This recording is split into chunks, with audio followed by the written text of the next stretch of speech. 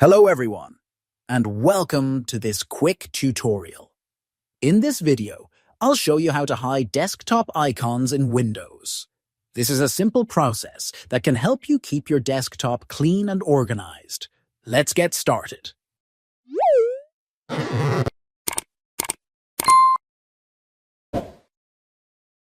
First, right-click on an empty area of your desktop.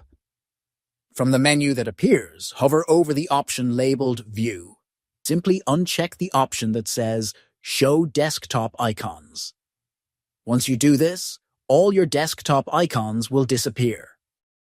If you want to bring the icons back, just repeat the process.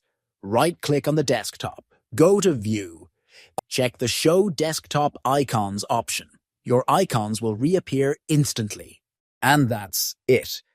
Now you know how to hide desktop icons in Windows. Whether you want to hide all icons or just a few, these methods will help you keep your desktop clutter-free. If you found this video helpful, don't forget to like, subscribe, and hit the notification bell for more tips and tutorials. Thanks for watching, and I'll see you in the next video.